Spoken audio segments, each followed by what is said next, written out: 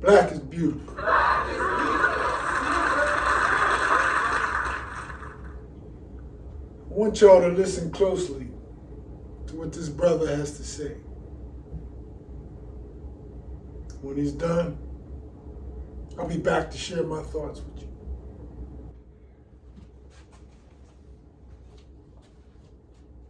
Brilliant young African was killed a few weeks ago, Thomas Sankara. Now, he was president of Burkina Faso, formerly called Upper Volta. Now, he had gone to a meeting previously with African heads of state. And at that meeting, he made a speech. He said, all of you are wearing shirts from France, shoes from England. I'm the only one here African enough to wear a pair of shoes made by my people with leather tanned and processed by my people in our own country. Then he showed his shoes, and just as good looking as the other shoes. So why don't you Africans at least learn to make the clothes you wear? In less than a month, he was dead. Because no one intends to let African people program themselves, support themselves, clothe themselves, feed themselves, school themselves, no place on the face of this earth.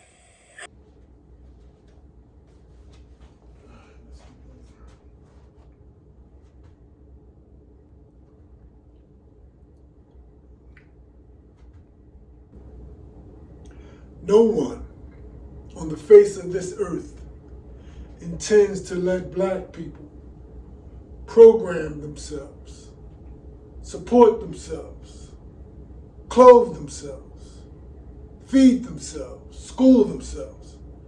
That's what this black brother just said. My message to you today is, why not us? America and the rest of the world has a stigma for black folks, and they do not want us to debunk it. They have assassinated the only African American leaders that we knew, the only black men that we knew.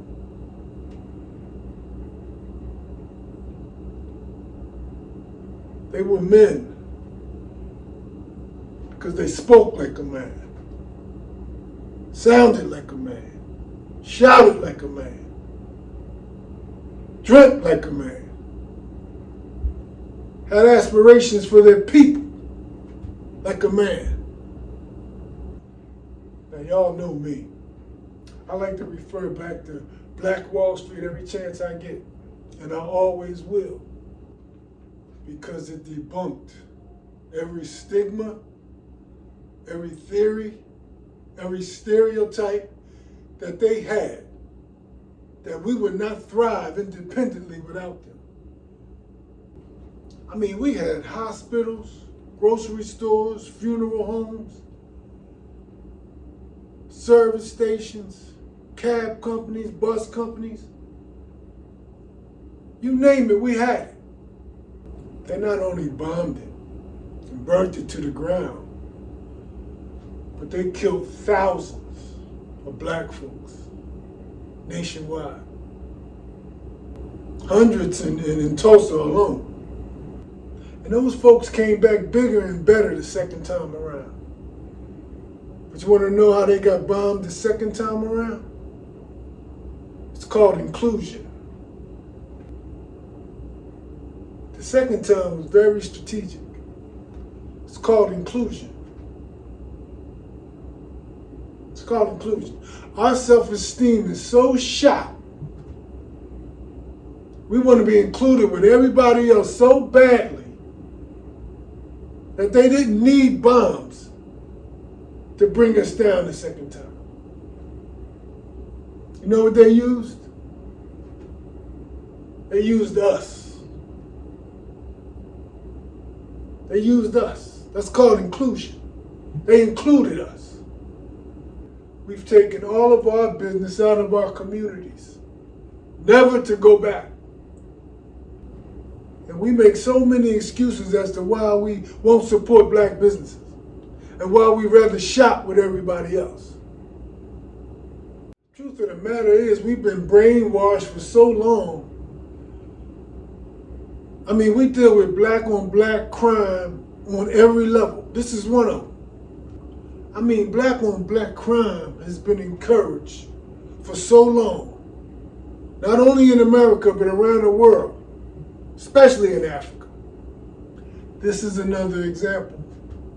Our lack of support for one another.